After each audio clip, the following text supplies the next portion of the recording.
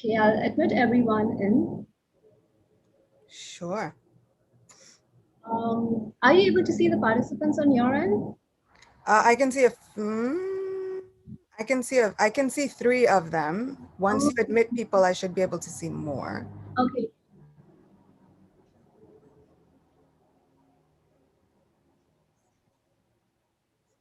That's so weird. Okay.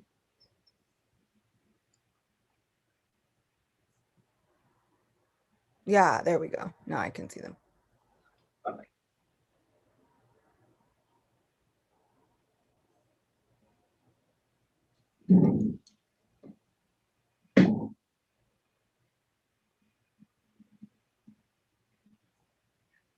Okay.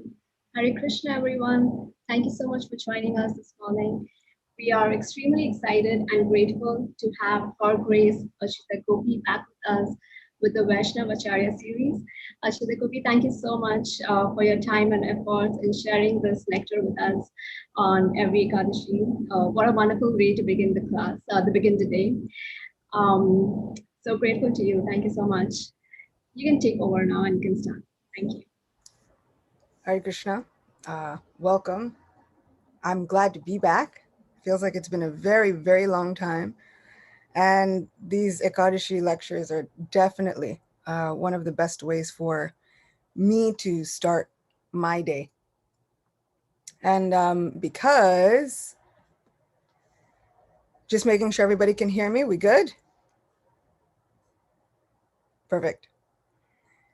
And I think on your end, Naina Mandri, if you switch it to speaker view, then it fixes it on YouTube. But these Ekadashi lectures are definitely the highlight of my entire Ekadashi. Today is going to be quite special, so I want to make sure that we definitely get started and dive right in. So we'll dive in first with our Mangalacharana as usual. Om Ajnanatimirandasya Gyananjana Shalakaya Chakshurunmilitam Yena Tasmai Shri Guruve Namaha Shri Chaitanya Manobishtam Stapitam Yena Bhutale Swayam Rupa Kadamayam Dadati Swapadantikam Nama Om Vishnu Padaya Krishna Prishtaya Bhutale Srimate Bhakti Vedanta Swaminiti Namine Namaste Saraswati Deve Gauravani Pracharine Nirvishesha Shunyavadi Paschatya Deshatarine Jaya Shri Krishna Chaitanya Prabhu Nityananda Sri Advaita Gadadhara Shivasadi Gaura Bhaktavrinda Hare Krishna Krishna Krishna Hare Hare Hare Rama Rama Rama Hare Hare Vancha kalpatarubhyascha kripa sindubhya eva cha patitanam pavanebhyo vaishnavebhyo namo namaha. So today's adventure has been kind of labeled Krishna, our Lord of Reciprocation. And it's going to be all about how the Lord reciprocates in so many different ways, but with so many devotees all at once. We just had two dates, one celebrating the great Vaishnav Acharya, Gopal Bhatta Goswami, and one celebrating the life of Lokanath Das Goswami. So I thought, why not speak about them both? For a while I was wondering maybe to speak about one or the other, and then why not do both? We've spoken about Gopal Bhatta Goswami a little bit before, and we dove into his life and his activities and his glories a little bit before, but we're going to be circling back around. But first, we're going to start with Lokanath Das Goswami. And since this particular lecture is, let's see if I can, there we go. And because this particular lecture is about our Lord of reciprocation, I thought, why don't we start with the Bhagavad Gita verse, which speaks about the Lord and his reciprocation, a verse which is very near and dear to my heart, and not just because it perfectly encapsulates how tall I am, because it is verse 411, but because it's such a sweet verse when we actually get to break down all of the pieces of this verse. So this is Bhagavad Gita chapter 4, text 11. Ye yatamam prapadyante tam stataiva bhajamyaham mama vartmanu vartante manushya parta sarvasha. As all surrender unto me, I reward them accordingly. Everyone follows my path in all respects, O son of Pritha. Purport by Srila Prabhupada. Everyone is searching for Krishna in the different aspects of his manifestations. Krishna, the Supreme Personality of Godhead, is partially realized in his impersonal Brahmajyoti effulgence, and as the all-pervading Supersoul, dwelling within everything, including the particles of atoms. But Krishna is fully realized only by his pure devotees. Consequently, Krishna is the object of everyone's realization, and thus anyone and everyone is satisfied according to one's desire to have him. In the transcendental world also, Krishna reciprocates with his pure devotees in the transcendental attitude, just as the devotee wants him. One devotee may want Krishna as supreme master, another as his personal friend, another as his son, and still another as his lover. Krishna rewards all the devotees equally, according to their different intensities of love for him. In the material world, the same reciprocations of feelings are there, and they are equally exchanged by the Lord with the different types of worshippers. The pure devotees, both here and in the transcendental abode, associate with him in person and are able to render personal service to the Lord and thus derive transcendental bliss in his loving service. As for those who are impersonalists and who want to commit spiritual suicide by annihilating the individual existence of the living entity, Krishna helps also by absorbing them into his effulgence. Such impersonalists do not agree to accept the eternal, blissful personality of Godhead.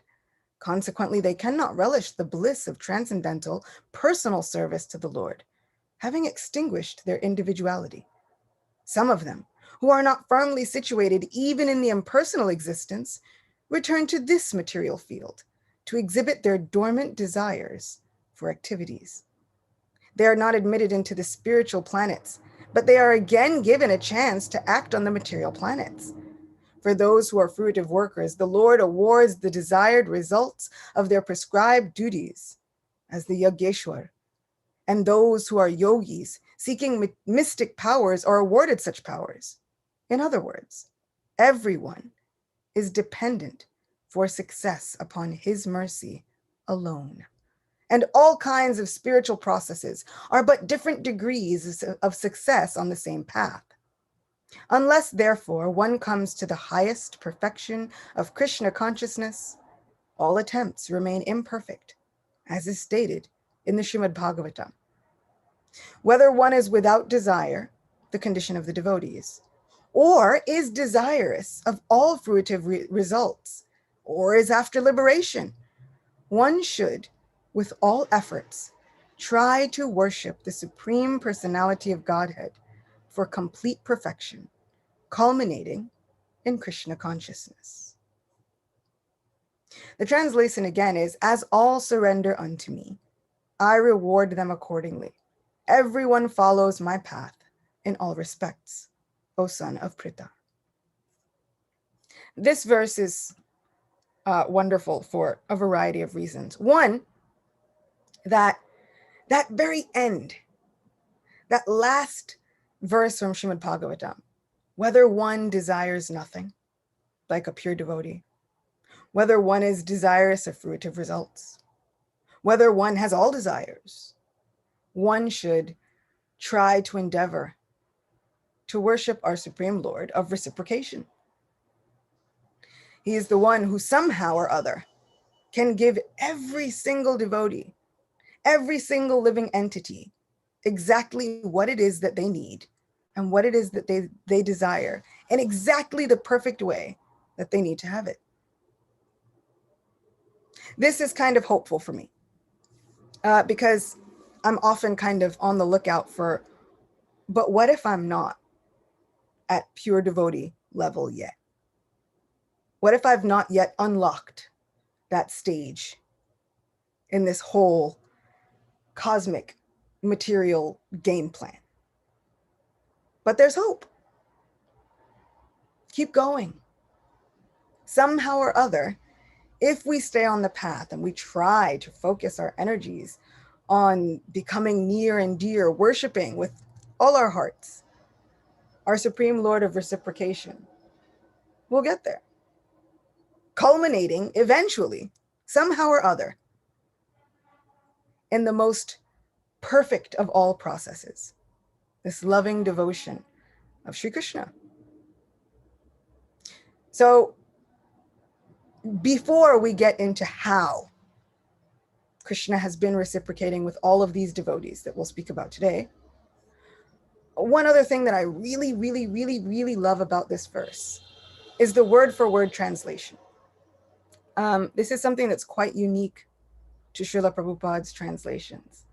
We have a word for word breakdown, every word now broken down into English for us. So this ye yatamam prapadyante tam stiteva bhajam yaham, in that second line, there is a bhajami, reward. But as I've stated before, this bhajami is not just mentioned here, right? Usually we see this bhajami prominently within Brahma Samhita, often then translated as I worship Govinda, the primeval Lord. Sometimes in certain verses of Brahma Samhita, translated as I adore Govinda, the primeval Lord. Those ones I'm kind of partial to.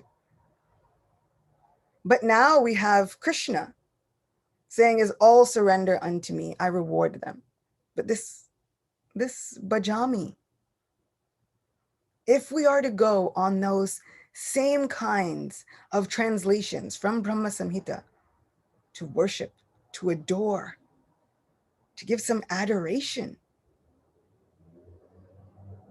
now the roles are reversed.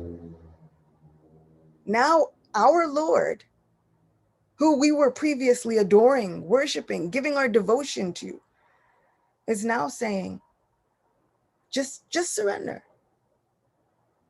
And in the very same way that you surrender unto me, I'll adore you just the same way. For every action, there's an equal opposite reaction. But with Krishna, for every loving endeavor, every way we approach him, he responds. That bhajami in this verse, that's the one that's the part that gets me. Where now Krishna says, don't worry, just the same way that you've approached me, just wait for it.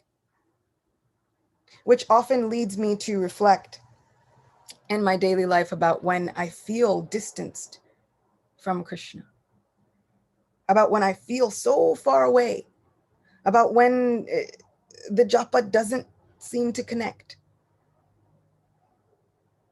And it makes me think, okay, now what have I done?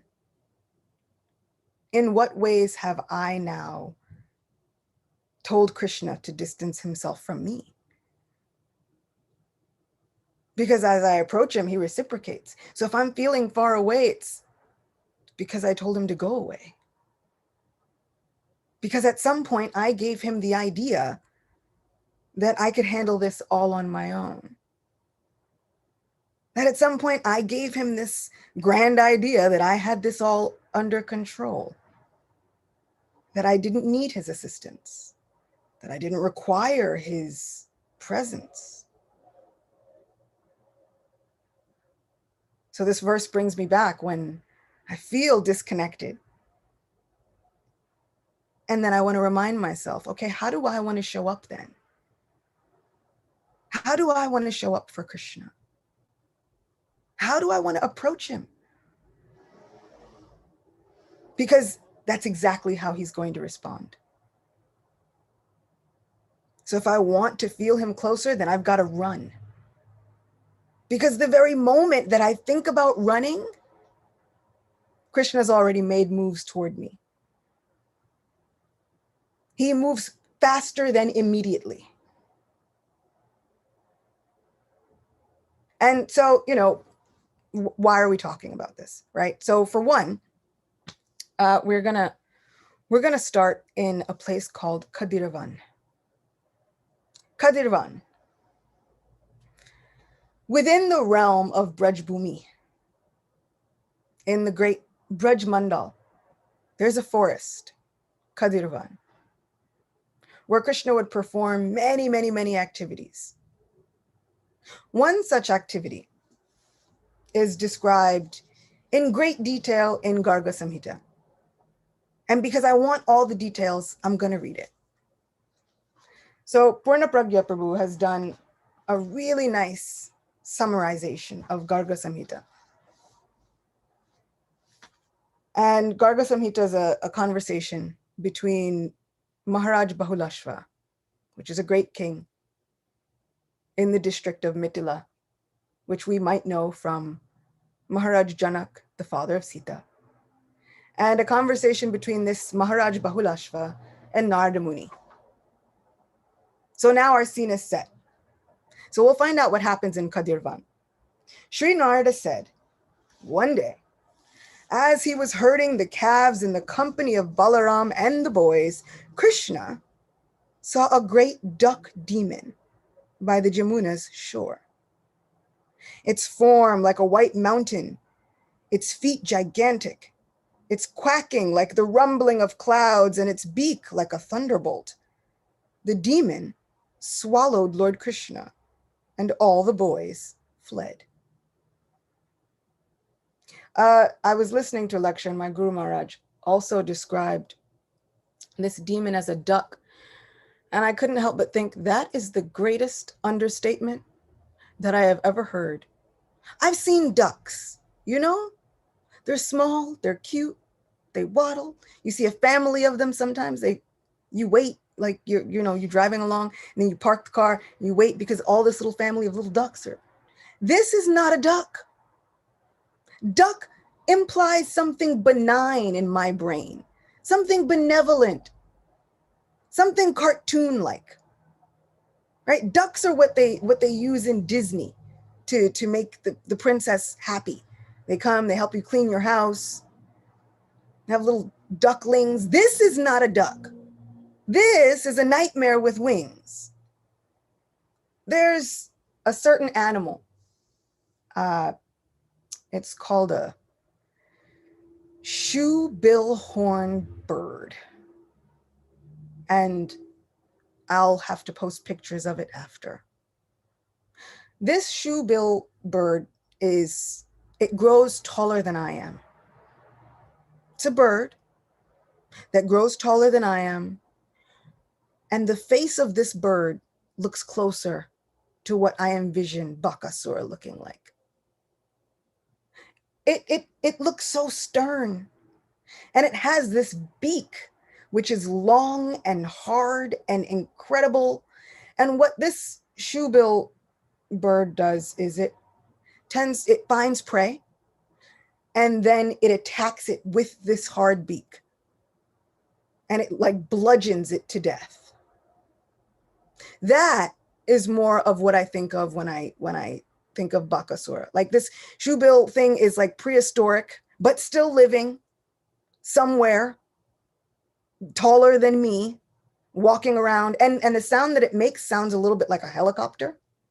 So it's this monstrosity of I don't know why it's still around, but it is haunting people. This is closer to what I envision for Bakasura than a duck, you know? And so this duck swallows Krishna, and all of his friends flee for their lives. All the boys wept as if they had lost their lives. All the demigods came and cried out, alas, bringing his very powerful thunderbolt. Indra struck the demon. With that blow, the demon fell, but he did not die. Again, the demon stood up. Then Brahma became angry, and with his Brahmadanda, he struck the demon. With that blow, the demon fell and was unconscious for 2 ghatikas. Garga Samhita says 1 ghatika equals 24 minutes. So this demon was unconscious for give or take 48 minutes. Still, the powerful demon did not die. He shook his body, yawned again, stood up and roared like a cloud. See? Shoebill horn. You can Google it. Much closer than a duck. I do not agree. Duck is not the translation. This must be one of those, has to be one of those Sanskrit words that doesn't have a proper English translation to really gain what this bird is about. With his trident, Lord Shiva struck the great demon. 1 wing was cut off, but still the very fearful demon did not die. With his wind weapon, Vayu struck the demon. The duck flew away and then returned. With his Yama Danda, Yamaraj struck the demon. With that blow, the very powerful duck did not die. Indeed, the Yama Danda became broken. I don't know anyone. There are people who are fearing the Danda of Yamaraj. In fact, in one of the glories of this very Kamika Ekadashi, it says, for one who worships and performs oblations and worships Lord Vishnu and worships Krishna on this Ekadashi, they will never fear Yamaraj's rod of punishment. This is the Yamadanda that broke somehow on this bird. Wait, let's see. So my friend Rukmini has found this shoebill. That's the one. So the link is in the description box. And there's like a cute little fluffy bird on the side. That's not the one. There's one on the side. That's the one. The one with the really thick looking beak that could do damage. That's the one. So the Yamadanda broke, but the duck, which they should stop calling him a duck, was not hurt. Then powerful Surya approached. The archer Surya struck the demon monstrosity with wings. They said duck again, but we're changing it. With 100 sharp arrows flying to his wings, the duck did not die. With a sharp sword, Kuvera attacked the demon. His second wing was cut off, but the great demon did not die. With his ice weapon, Soma struck the great demon. Tormented by the cold, the demon fainted, but then again stood up. This demon now has no wings, but is still adamant. With his fire weapon, Agni struck the great demon. Even though his feathers were burned to ashes, the very wicked demon did not die. Varuna bound him with a rope and dragged him across the ground. From the dragging, the great sinner was hurt, but he did not die. This is a bird. This is a demon. We have not seen the likes of mind you, he swallowed Krishna before all this happened. Can you imagine going out with your friend and your friend disappears into the mouth of a gigantic bird beast for over an hour? While now this demon gets dragged about by so many demigods, some of which can be seen and some of which cannot. He's gotten his wings cut off, his feathers are burnt off. It almost looks a little comical if we think about it. With cartoons, you know, you see the bird and then they go through a whole thing and they burn him and then they do all the things, but he's still It's cartoon. They can survive anything. But this demon somehow is still going, still having swallowed our Lord of Reciprocation. Next, powerful goddess Bhadrakali struck him with a mace. With that blow, he fainted and fell into a deep coma. His head broken, the very wicked and powerful demon duck rose, shook his body, and roaring like a thundering cloud. Then Kartikeya threw his weapon at him. Although one of his feet was cut off, that demon, the best of birds, did not die. Roaring like thunder, the demon angrily chased the demigods and with his sharp beak made them flee. With 1 foot and no wings. This is determination. The demigods flew into the sky, and the demon, filling the circle of the directions with a great sound, somehow or other flew after them. At that time, all the Devarishis, Brahmarishis, and Brahmanas offered blessings to Nanda's son Krishna. Oh, now. Then, from inside the duck, Krishna expanded his glorious form. Krishna book, Srila Prabhupada says that Krishna got hotter and hotter with his effulgence, burning him from the inside out. As a person who has experienced heartburn, you know, when it rises, gets in the esophagus, it's very uncomfortable. I can only imagine that this was 1,000 times worse. So now, from swallowing Krishna, this monstrosity with wings has a severe case of indigestion, horrible acid reflux. So what does he do? He throws him up. He vomits out the Lord of the universe. Usually, Krishna's body is said to be soft like butter. Beautiful. Just tender. But the point is, as we approach Krishna, so he reciprocates. This very determined demon approached Krishna as destruction. And so that's what he got. Finally, the great duck at once vomited Krishna out. Also, I think a little bit ew. Huh? When the duck came to catch him in his beak, Krishna grasped the duck's tail and threw him to the ground. The demon stood up again and opened his beak. With both hands, Krishna split the duck's beak as an elephant breaks the branch of a tree. At this, the demon died. A light left his body and entered Lord Krishna. With shouts of victory, the demigods showered flowers. Filled with wonder, all the gopas embraced Krishna and said, "Friend, you are saved from death's mouth," quite literally. After killing the duck, Krishna, cheerful and singing as he went, returned with the boys and calves to his father's palace. When they entered the house, the boys told what Sri Krishna, the Supreme Personality of Godhead, had done, and when the people heard it, they became filled with wonder. Now, why did I tell this whole story? 2 reasons. One, it happened in Kadirvan, right? So we have our Lord of Reciprocation. We have this reciprocation with this demon who desired to kill Krishna. But somehow still, Garga Samhita explains that this great light enters Krishna's body. A demon had desired to kill Krishna, and yet and still, no one gets left behind. Not only does Krishna reciprocate with our immediate desires, but he reciprocates with like all desires that we've ever had.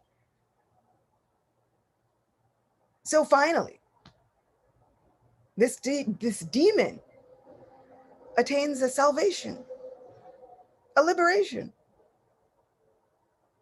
which is amazing. But no one gets left behind, which gives me hope yet again. Because if I have had unlimited desires, I can have faith that Krishna knows them all. Not only does he know them all, but he's working on it.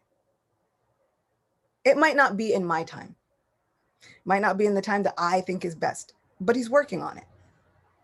So that's just one reason, the reciprocation. Why else would we go into this entire story about Bakasura, other than to regale each other with the wonderful adventures of Shri Krishna. Kadiravan also happens to be the place where Lokanath Das Goswami made his bhajan kutir for many, many years. It was in this place that he worshipped the Lord of his heart. And we'll get to who the Lord of his heart was in a minute. But first, we have to start at the beginning. So Lokanath Das Goswami was born in a district of Bengal known as Jashore. And this is Bangladesh now. And very many great people were also coming from that same district. Even Haridas Thakur. So from a very early age, his father's name was Sri Padmanabh. His mother's name was Srimati Sita. And from a very early age, he wasn't so interested in family affairs. As soon as he can figure out how, he leaves home and heads to Navadvip. He wants to go see Sri Chaitanya Mahaprabhu. Lord Chaitanya welcomes him with open arms, embraces him fondly, and allows him to remain there for many years while they do kirtan at Srivasangan, while they inaugurate the Harinam Sankirtan movement. He gets to see so many different pastimes. One day, Sri Chaitanya Mahaprabhu comes to him and he says, Lokanath Das Goswami, I want you to leave Navadvip. Go to Vrindavan. Lokanath Goswami is stunned. Why? Why would I leave you? Why would I ever leave this place? Why would I leave your side ever in a million years? Mahaprabhu says, the time has come for me to do something drastic. In order to take this movement further, I'm going to take sannyas.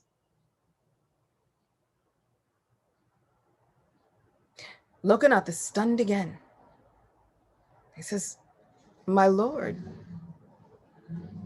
you'll cut your hair? Your beautiful curling hair, which has enchanted the entire universe, you'll cut your hair. And for me, who is very partial to the Lord's curling hair, I really, really love that this was everyone's first concern. All throughout Sri Chaitanya Bhagavat and Chaitanya Charitamrita, when Mahaprabhu goes to take sannyas, their first concern is, put your hair. You look so sweet. You'll take off all of your ornaments, all of your garlands, and you're gonna wear this austere clothing.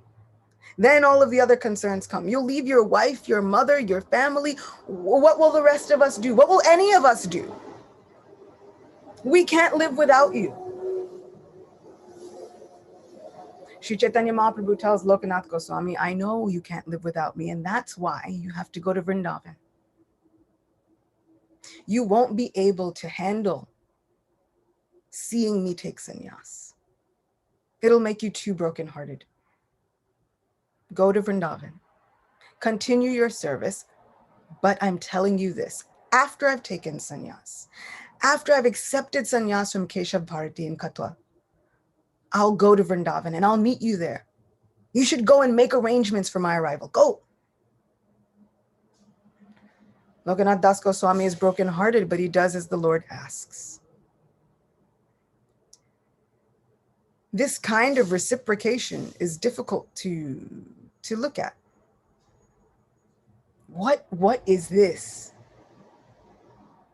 I can accept that the Lord knows me better than I know myself. Yes.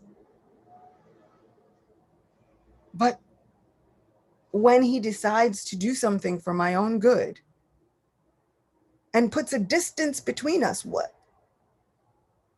How do I accept that? How do any of us accept that?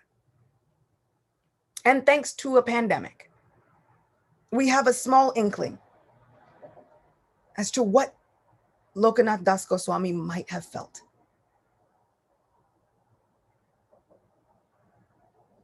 Lokanath Das Goswami obeys, and he goes to Vrindavan. He walks actually. Lokanath Das Goswami walks everywhere. So throughout this adventure, we'll be going several places, and we should know that Lokanath Das Goswami was on foot the whole time. I think this is possibly the only person who has Bhakti Marg Maharaj beat. If we're looking for like a walking Swami, this is the one. So he walks to Vrindavan, and the only thing keeping him together is the idea that he will see his Lord again. I'll see my Lord again. But even that is driving him crazy. It's soothing his heart and driving him crazy all at the same time. Because he thinks, I'll see my Lord again. And at the same time, he knows, but he won't look the same. Everything will be different. How will he react? How will he act? How will he be? What will happen? Have we ever been in that situation? We think, I can't wait to see my Lord again. But then, in the meantime, they announce, we've restored the deities and we've repainted them. And then you think, I can't wait to see my Lord again, but what's he going to look like? What's she going to look like? Years ago, they had repainted our Srimati Radharani. And I was kind of fond of the way she used to look. And it took a while to get used to her new makeup.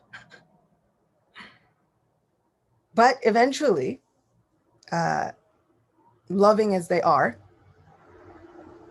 I couldn't help but be stolen by them all over again. Eventually, we come to make new memories with their beautiful faces, how they look, whenever we see them again.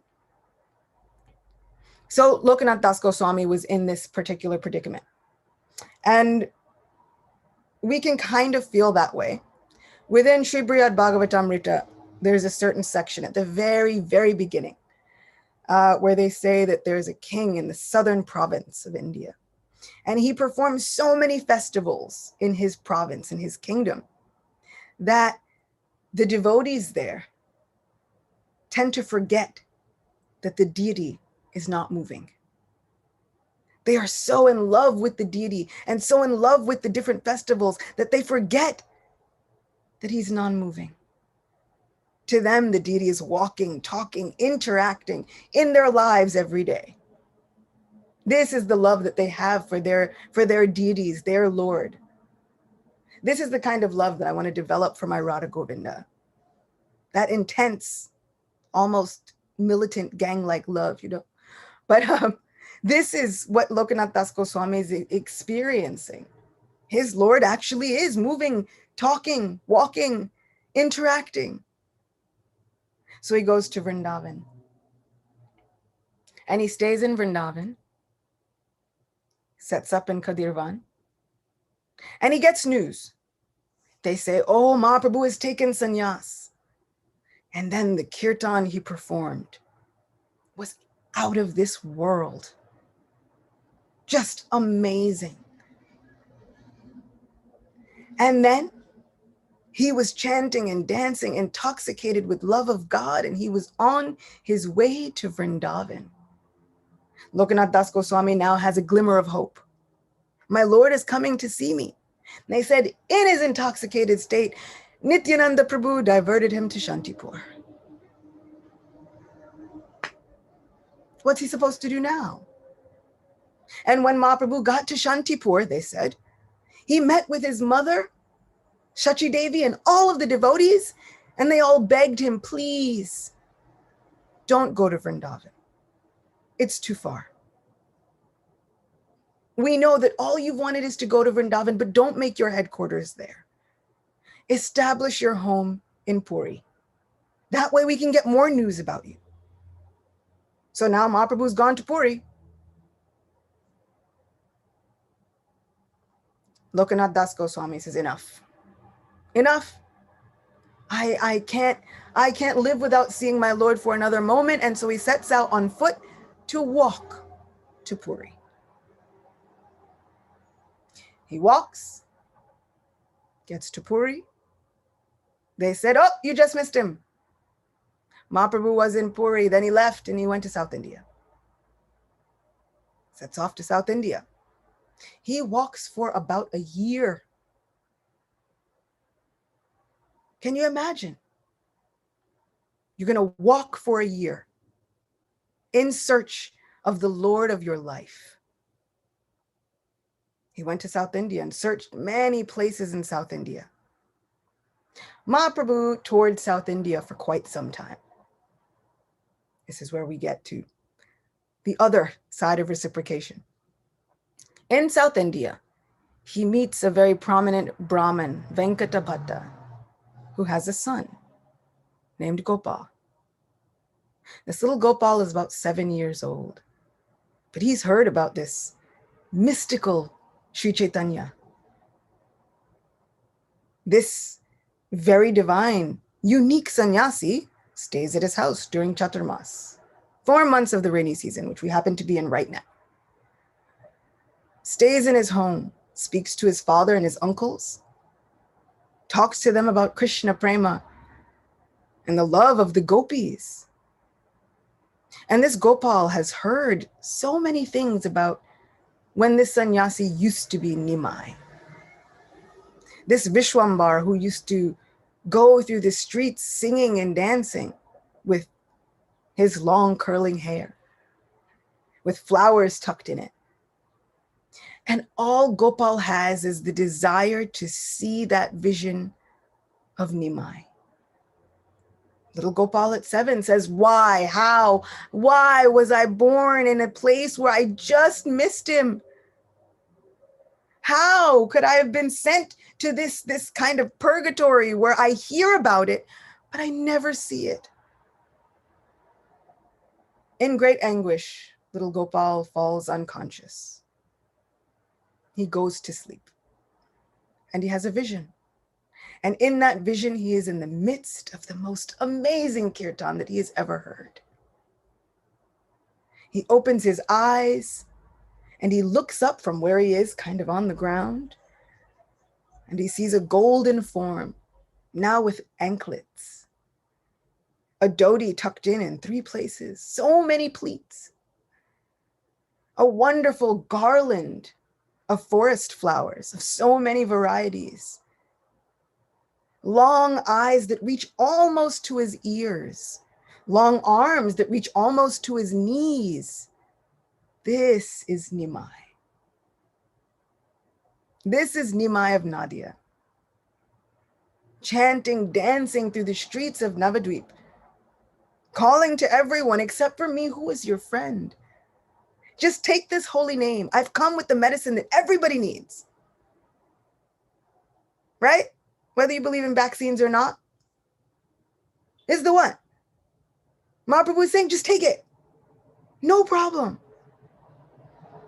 And Gopal is now staring wide-eyed, unblinking at the one cherished desire that he always had.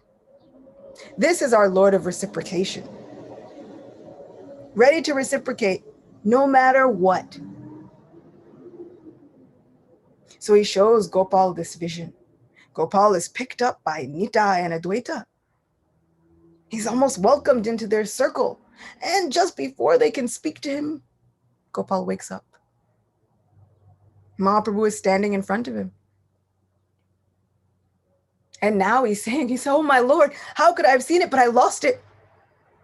Mahaprabhu manifests himself as Shyam Sundar, as Nimai, and then again as Sri Chaitanya, the sannyasi. Tells Gopal, look, you've seen what you've needed to see. Don't tell anybody about it. I'm going to need you to eventually go to Vrindavan. Join the other Goswamis. So this is our Lord of reciprocation. Even a 7-year-old boy. What great service could he have performed? All he had was his determination and a heart full of longing. Luckily for us, that is all that's required. Determination and a heart full of longing. if we could be as determined as Bakasura and as longing as Gopal Bhatta Goswami, as a 7-year-old little boy. That's it. And that innocence that Krishna can reciprocate. He said he will reciprocate, and so he will. Instead, I, like the demigods, try to handle my problems first, right? Let's throw all the weapons we can at it. And then when I find out that my problems are as insurmountable as that monstrosity with wings, then I begin to offer prayers. Oh, my Govinda, you are all in all, Lord of the universe. Please help me when I've then decided that I have no other shelter after sufficiently trying again and again.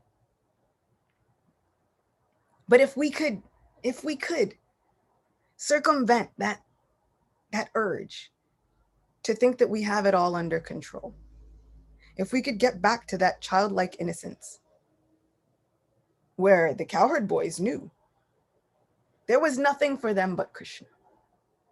There was no one who was going to save the day but Krishna. And with happy hearts singing, it says, they march into the mouth of Aghasura. Krishna's mortified, horrified. That's a demon, don't do that.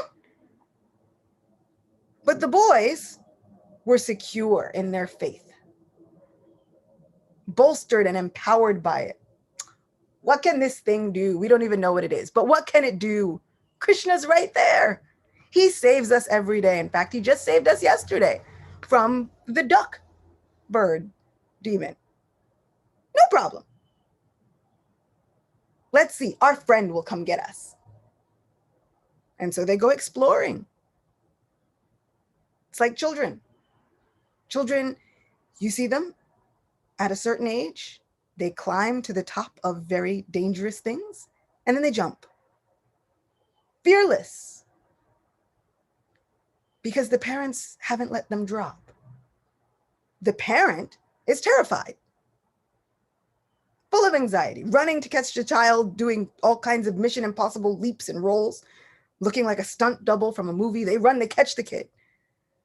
But the child is fearless because that's the faith they have in the parent.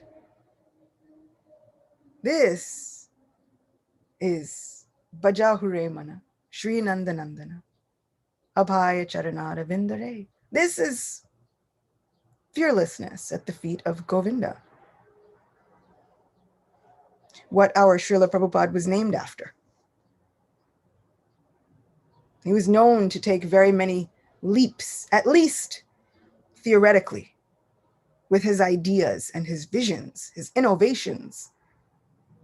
Things where you'd normally think, you can't do that.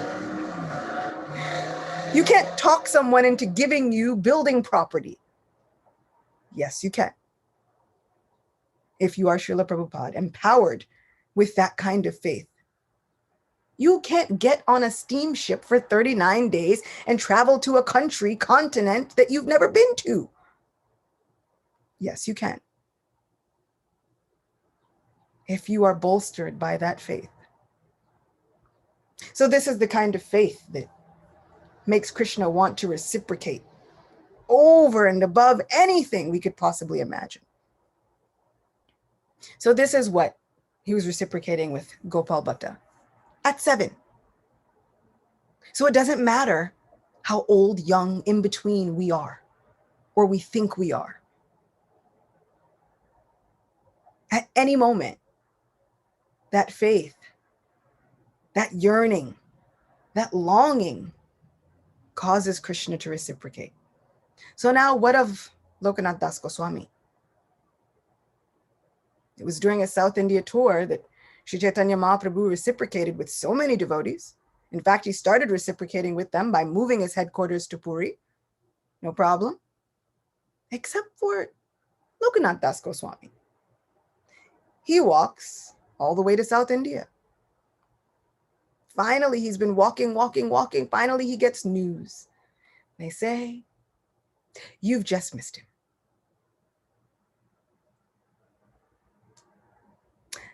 He went to Vrindavan. Lokanath Das Goswami says, I was supposed to be in Vrindavan. He told me to go and make arrangements. Okay. And as quickly as he possibly can, he walks back to Vrindavan. And when he gets there, they say, welcome. You just missed him. A few days, actually. Just days. Mahaprabhu was here. He arrived on Kartik Purnima, took bath in so many sacred rivers. He stayed at Akruragat, did parikrama of all the forests of Vrindavan. And then he left to go to Prayag for the Magh Mela. Right? It's auspicious to bathe at Prayag in the month of Magh. So he went for Magh Mela. But he was asking about you. Lokanath Das Goswami hears that and he faints. Done.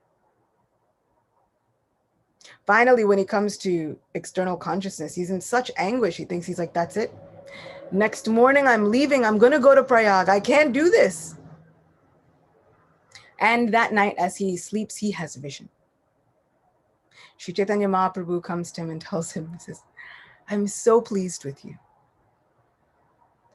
but I want you to stay in Vrindavan. Don't leave. There are so many other Goswamis coming, and they need you. Live with them.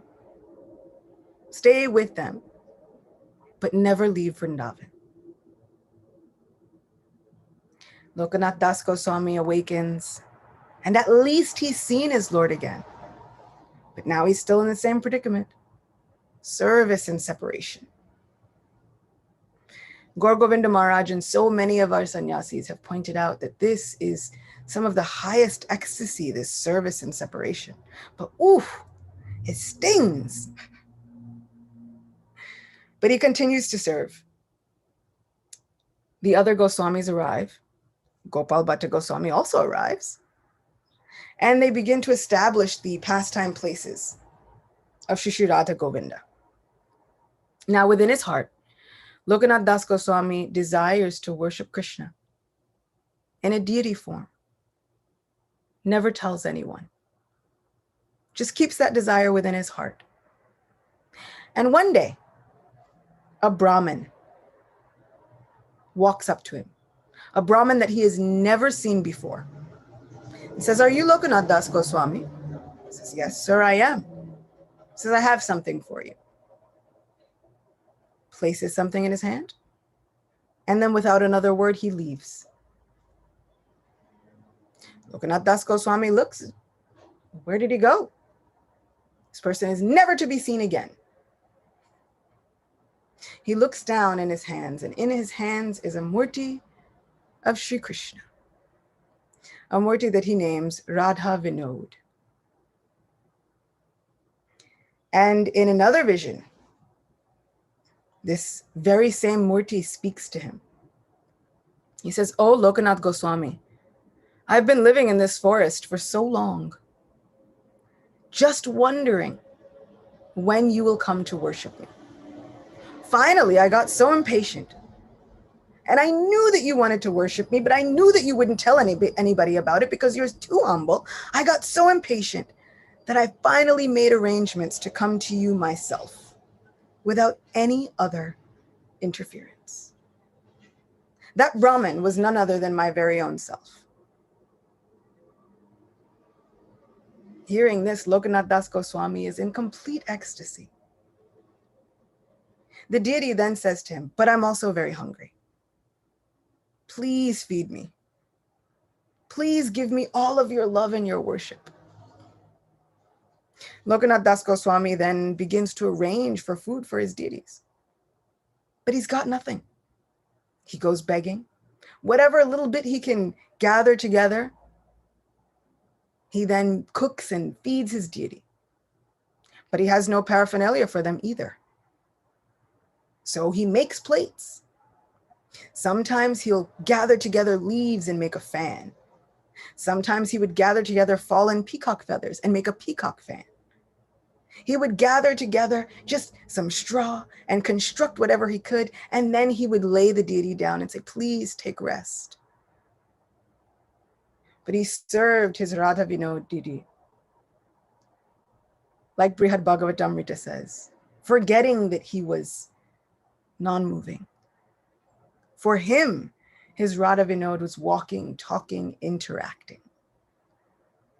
This is our Lord of reciprocation. Before the desires can even be voiced, we should be sure that Krishna knows them and that he's actually on our side, not working against us. And that the more that we have faith in our friend, the more that reciprocation comes. Gopal Bhatta Goswami also got similar reciprocation. Gopal Bhatta Goswami had some 12 Shalagram Shilas. He would worship them. And some say that a merchant came with so many different clothes. Gopal Bhatta Goswami saw all of this wonderful paraphernalia and crowns and necklaces. And he desired to dress up his Shilas. Said, oh, I wish I could dress you like the Prince of Braj. Garlands, chutters, dhoti, beautiful. He went to sleep. And when he woke up, what he had was a self-manifested deity from his Shalagram, who has come to be known as our little Prince of Braj, Sri Radharaman. This is our Lord of reciprocation, making a way out of no way, self-manifesting where need be, speaking to his devotees through deity form, always willing and ready to communicate with us, as long as we're ready to listen. So, Lokanath Das Goswami has his Radha Vinod deities, and he actually carries them around with him. And they're not actually that small, but he hand sews a cloth bag. And he puts them in the cloth bag and wears them around his neck. And for years, this is their temple. Wherever he goes, they go. And he would take them out of their cloth bag and he would worship them and set them up and then put them back. In due course of time, some of the devotees who are there also, they want to help. They say, let us build you a temple. No, thank you. My Lord's going to stay with me. In due course of time, Mahaprabhu finally winds up his earthly pastimes and he leaves. The Panchatattva also leaves. Many of the Goswamis also leave. Lokanath Das Goswami is still there. Now one of the oldest of the Goswamis. And he's asking himself, why am I still here? Living in absence from all of the devotees that I've known. Kashishwar Pandit, called Krishnadas, Mahaprabhu himself, why am I still here? Mahaprabhu appears to him again and requests him to stay. Why, my Lord, why? He says, there's one devotee who needs you. Narottam Das Thakur. He's coming. Just wait, just for him. Lokanath Das Goswami only has one disciple. And it is our illustrious Srila Narottam Das Thakur. Imagine being such an illustrious disciple that the Lord himself requests the Guru to please stay, just for your sake. It makes me remember and realize that having a spiritual master is no small feat. Finding a spiritual guide is no small thing. Taking shelter of those devotees who are willing to give their lives. Gaur Govinda Maharaj says, spill tons and tons of spiritual blood. In the case of Jesus, it was literal blood. For the sake of disciples. For the sake of the spiritual lives of others. Finding these personalities is no small feat. And if we find them, we should hang on to them with everything we've got. Because this is no less than reciprocation from our Krishna himself. Within Brihad Bhagavatamrita, the Lord tells a young Gopakumar, he says, I've tried everything. You've gone so long forgetting me. And when I could not take it anymore, when I wanted you back with me so badly, I myself came as your guru and reawakened this desire for Krishna Prema within your heart. Finding these spiritual mentors is no small feat.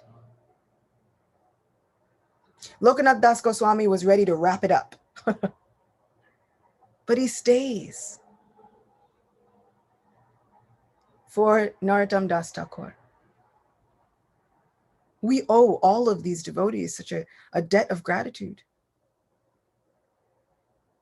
And Srila Narottam Das Thakur writes a pranam mantra for his spiritual master.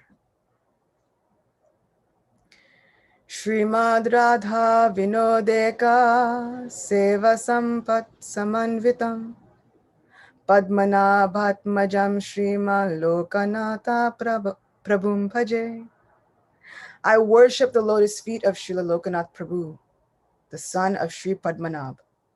He is a storehouse of single-minded service to the lotus feet of Shri Shri Radha Vinod.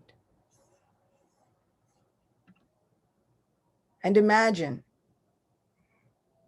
being such a disciple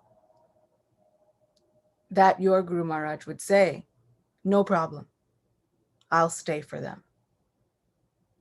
It's often said that the Guru will go wherever the disciple goes. So if we have been accepted, it's not just this lifetime. The Guru will go to rescue the disciple wherever the disciple is, willing to come back again and again and again, just for the sake of the disciple. In this regard also, Gaur Govinda Maharaj would often say, please don't drag me to hell. But this is the love. This is the reciprocation. Krishna will send again and again and again.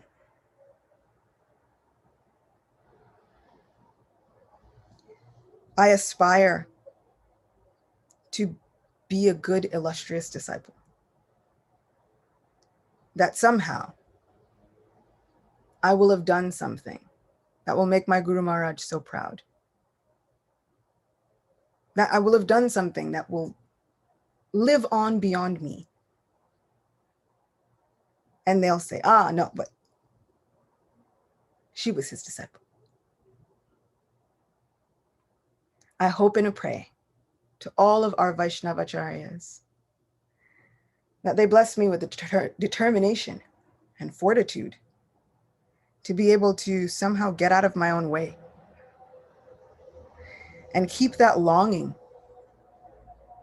and to remember that there have been great sacrifices along the way. My Guru Maharaj has stayed,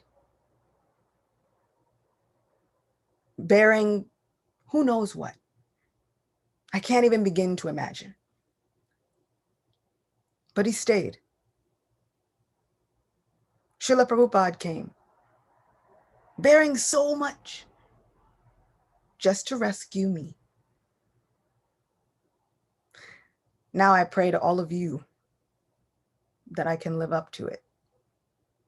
And somehow or other, endear myself to our Lord of reciprocation. Thank you so much.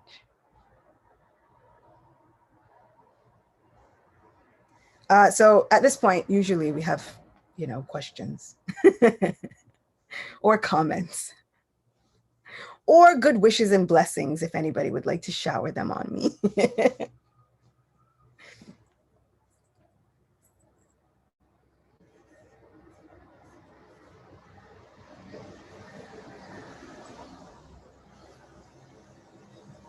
We good? Otherwise, I can't see anything.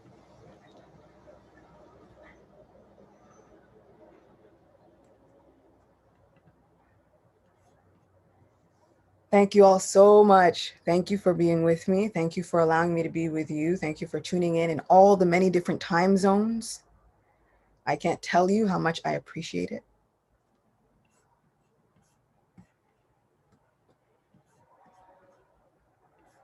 Let's see.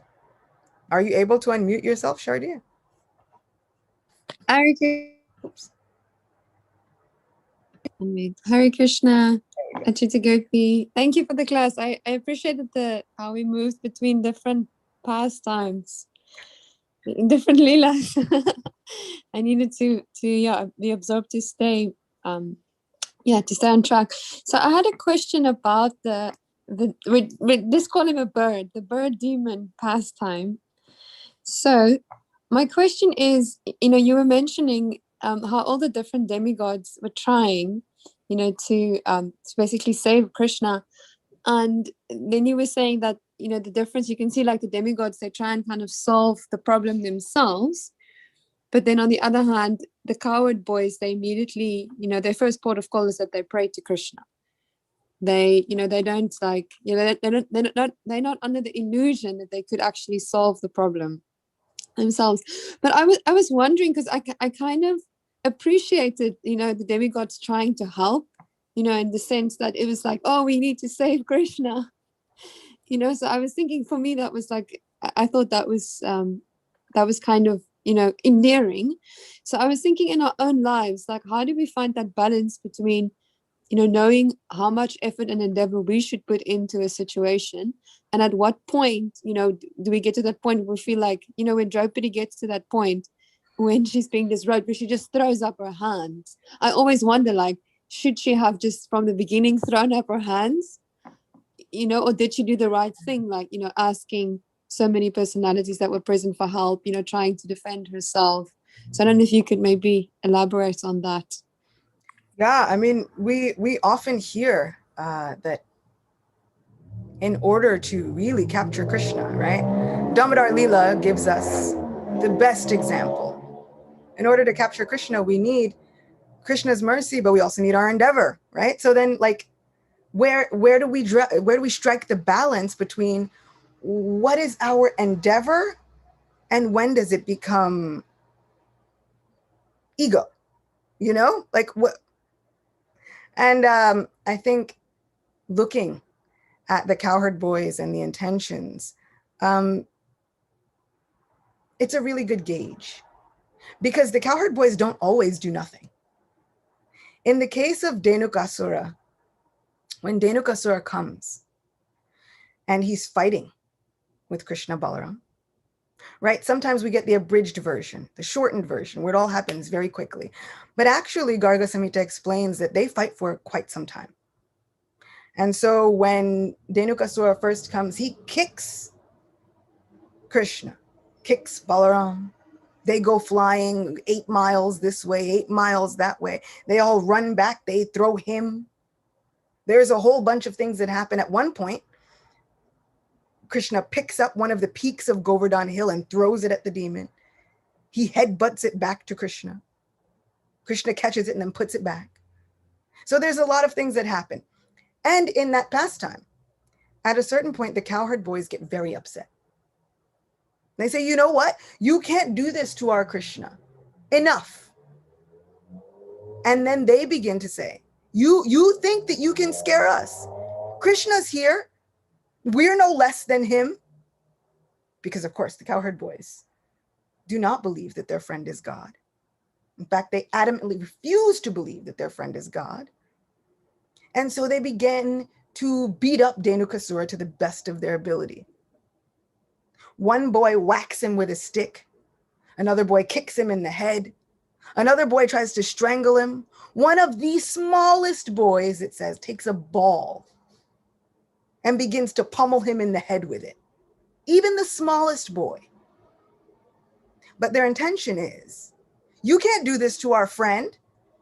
What's the matter with you? You crazy demon. And sometimes we see the demigods, for our benefit, of course. They take the position of looking at their jobs as very, very, very important. And so therein lies a little bit of the difference. If we're looking at it thinking, but I have to figure this out to save my Krishna, my service, whatever it is. Or if we're looking at it as, they can't do this to me. Do they know how important I am? Do they know who I am? We tend to feel the difference in the motivation, which Krishna is known for being bhavagrahi, right? Over and above all that we do, Krishna's going to know what's behind it. And he's going to start to make sense of it all. He's going to pick it apart. And he will draw those lines where we think, oh, but I was doing this for you. And he will test whether you were or not. Because he did it to his own mother, who really was doing it just for his own good, right? She's trying to make him sweets. That's all she wanted to do that day, was make Krishna sweets. And he decided to be as naughty as humanly possible. What child throws a temper tantrum so bad that he knocks down 2 trees in the backyard and then commences to be angry about it? Gopal Champu says Nanda Maharaj arrives. He says, what happened? Krishna says, Maya, she did it. First, do you know what happened? She wouldn't feed me. I was starving. Okay? I was losing body mass. She put me down. She didn't feed me.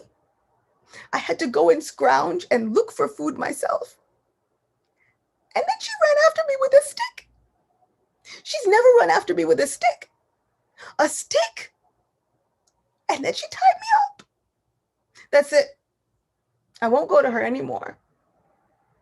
And there's a lot of bargaining that happens back and forth. But this is the Lord that we pray to. This is the God that we've chosen. Unfortunately, like it or not, like this is what we got. So when we think about it, it's like, but I'm just trying to do my service, Krishna. Why the obstacles? It's what he does. It's what he does. He's going to test the intentions.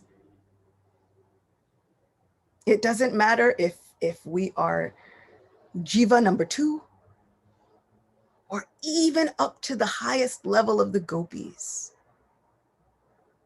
What does he do to them? He plays a flute. He knows it calls them specifically.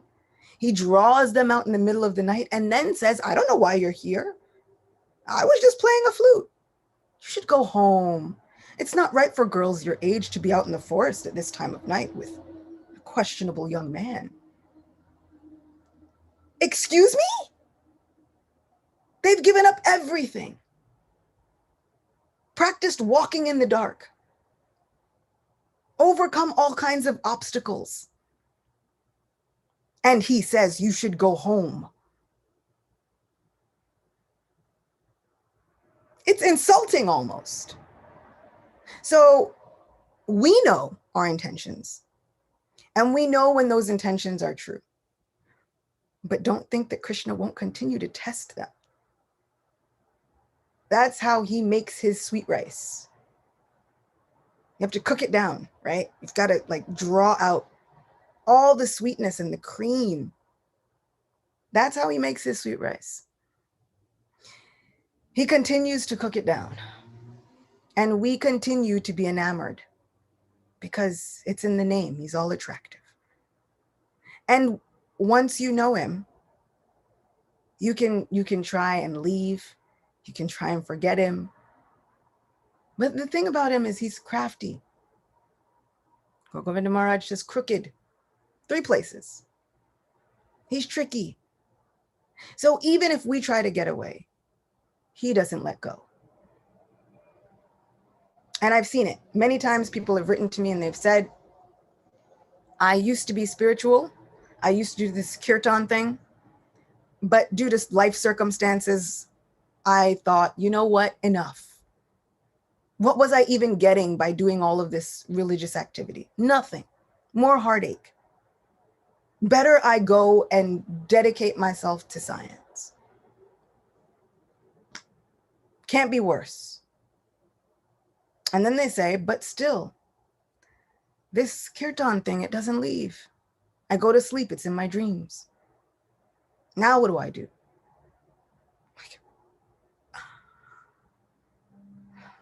The only thing that I've ever found that worked is surrendering to it. So yeah, even in the case of Draupadi, we see that she tried. She tried. She looked around and said, I've got so many husbands she had. Right? Like more than the average person, all endowed with like superhuman abilities. And it's often stated that Krishna, on the battlefield as he was, several times he makes a move and then he sits back down. And then he makes a move and he sits back down. Waiting for that moment of surrender. Waiting for that moment where we've exhausted all of our possibilities and we've realized this duck demon is bigger than I gave it credit for. The only thing that will help is surrender. And that moment, everything changes.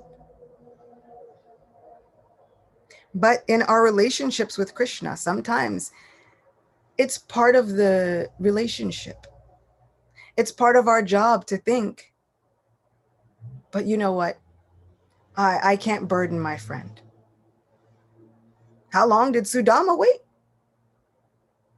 Wasn't until his wife, ultimatums. And interestingly enough, in the case of Gajendra as an elephant was praying within his heart for Krishna. The demigods arrive and they say, we'll help you. Gajendra says, no, I only want Krishna. And the demigods are insulted. They say, we're his representatives. You think we are any less to handle a crocodile? Also, do you know who you're calling to? That's supreme person. Do you know how hard it is to get his attention? And even if you manage to get his attention, do you know how hard it is to keep his attention? And then when he comes, you might be dead. And so they begin to almost deride Gajendra. They call him less intelligent. They call him a dumb animal. Look, he's forsaking our help. It's the demigods. But Gajendra was fixed. That one-pointed determination that Krishna speaks about in Bhagavad Gita. You know, when we talk about the things that get us every time, that one-pointed determination gets Krishna every time. It's what Prahlad had. It's what Dhruva had. It's what Gopal Bhatta Goswami had. And all of them were under the age of 10. Somehow, when we get older, we start to come under the misconception that we are supposed to handle life by ourselves, all on our own. That's our job. But I want to get back that childlike mentality. The one that says, I have to run to my friend. The one that says, if this doesn't go my way, I'm telling. I'm the youngest of 4 siblings. I know how to tell on people. I want to get back that mentality. The one that says, I'm completely dependent. instead of this mentality that is causing me to think over and over again. No, be completely independent. Rely on nobody. Because that's somehow better. You've got this. It's fine. But if Draupadi had thrown up her hands sooner, we wouldn't have the story that we have. I mean, I think that any time she would have thrown up her hands would have been, it was already a breathtaking story. It was already one of those on the edge of your seat stories. But somehow, when the person is completely out of ideas, when they are at their wits' end, when they've got nothing left, and all of this, it's like all of the stakes are piled up high. You stand to lose everything. That moment of surrender creates an impact. That moment of surrender stays with us. At least it's always stayed with me. Because what Krishna didn't do was let her falter. In fact, not only did he not let her fail, but he says afterward, he says, oh, every time I think that my friend called out to me, I find myself more and more indebted to her. One would think you did something for me. I'm indebted to you, but no, Krishna says, the more and more you call out to me, I find myself indebted to you. Ye yatamam prapadyante tam sthitaiva bhajamyaham. The more we reach out, the more he finds himself eager and obliged to reciprocate in the best way.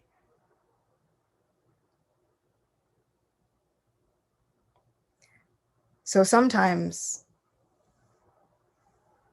we can't help it.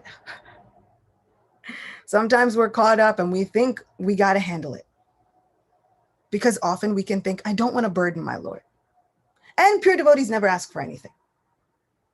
I'm not sure if it's exactly true like that. I've read many, many, many things where they've asked.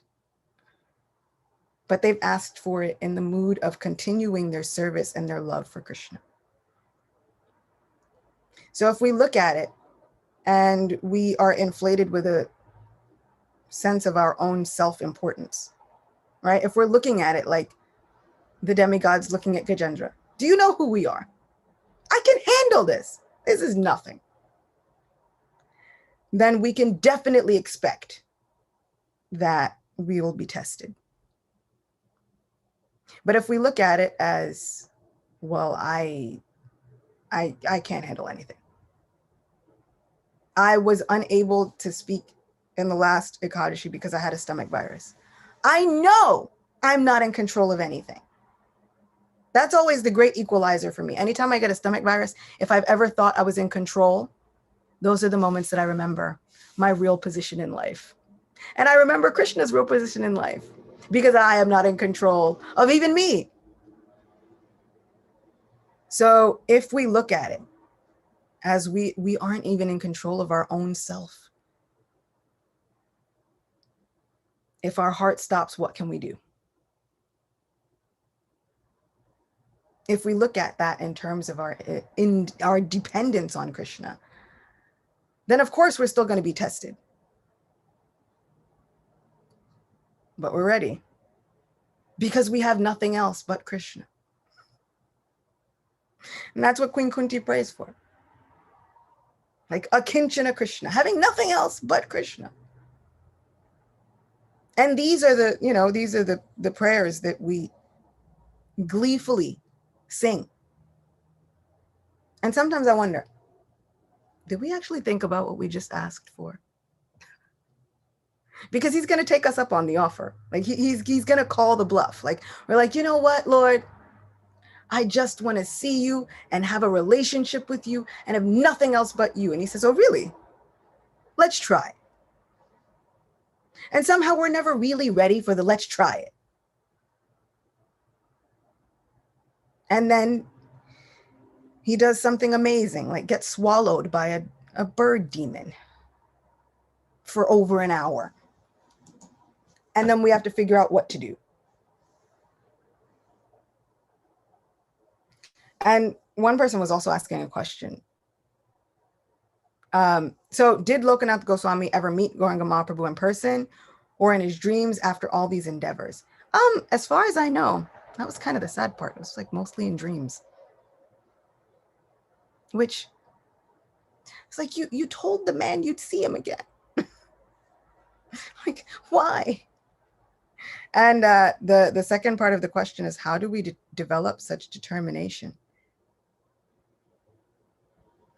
The only answer I have for that is to somehow or other don't give up.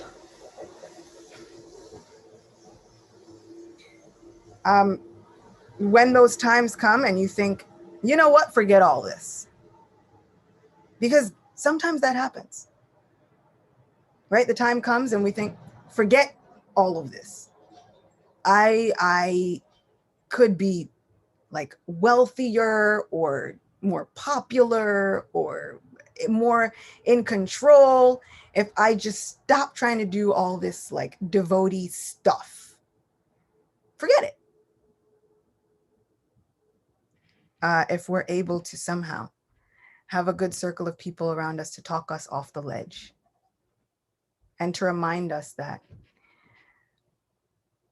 Krishna, he's taken hold. Even if we wanted to, he probably wouldn't let go. In those moments, the thing to do is lean into it. Surrender to it more. And just tell yourself, fine. I was gonna give up being a devotee, but now I won't. For 5 more minutes, then I'll see. It works. I've tried it. Also works with japa. There are some days where I get so frustrated with myself, circumstances, everything. I'm like, forget it. This is enough. And then I talk to myself and I say, okay, just one more round. Just one more. And somehow by the time that round is done, I can convince myself into another one. Because there's something about Krishna. Once you start talking about him, once you get other people to talk about him, the side effect is that it becomes impossible to stay miserable. At least while you're talking about him. Right? After it's all done and the live streams have ended, you can like cut off the cameras, you can end your live chat with a friend, and then you can remember what it was you were depressed about. But while it's happening, it becomes impossible not to at least remember what you loved about Krishna. As mischievous as he is, Ayendra Prabhu wrote that the same Krishna, he'll cause us an innumerable amount of tears, but it'll also bring the greatest happiness. That's the Krishna that will come and dance on our tongues at any given moment, the very moment we call. What helps me stay determined is remembering that there's someone who loves me so much that they're actually willing to give me whatever I ask for. Ye yata mam prapadyante tam sthiteva pajam yaham. I'm here because I decided. I wanted to be in charge. I thought it might be a good idea to be worshipped the way Krishna was worshipped. And that couldn't happen in such a transcendental atmosphere. So if I'm here, it's because I made a decision. And the Lord of the universe, who could have forced me, decided he loved me more than that. So when Krishna says, do your duty, but be detached from the results, I don't think he's speaking from a theoretical place where, oh yeah, sure, easy for you to say, you're in charge of everything. You don't know what that feels like. Of course he does. With every single jiva who has ever lived. When we say, go away, I don't want to know you anymore, he has to arrange the situation and then allow said jiva to do whatever they want. In essence, he does his duty and then has to detach himself from the results until such time as we come calling back. It says, Srila Prabhupada said, even the atheists, they want to forget Krishna, and so Krishna makes arrangements. That's love. If somebody I loved said, I just want to forget everything about you, first I'd be really insulted. Then I'd give them a lecture about how they hurt my feelings. Then I'd probably say something like, no, you're crazy. I'm not letting you do that. We love each other. Why would I do that? I'm not giving you all the tools to forget me. I'm not just going to vanish. Krishna doesn't say that. Living entities say, I want to forget everything about you. In fact, I want to become so inimical that I want to argue that you no longer exist. And he says, okay. That's love. So when my determination falters, I remember that there's someone who loves me so much that they are prepared to do their duty and be detached from the results, leaving it up to me to say when they reciprocate. And sometimes I sit there and I'm like, this is crazy. No, it's love in the truest sense of the word. More than I could ever fathom. More love than I am capable of. That's love.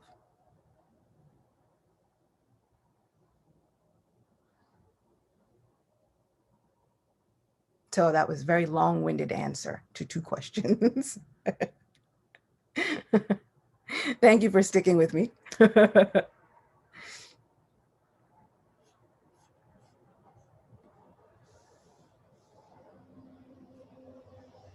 I think at this point, we can wind it up. Thank you again.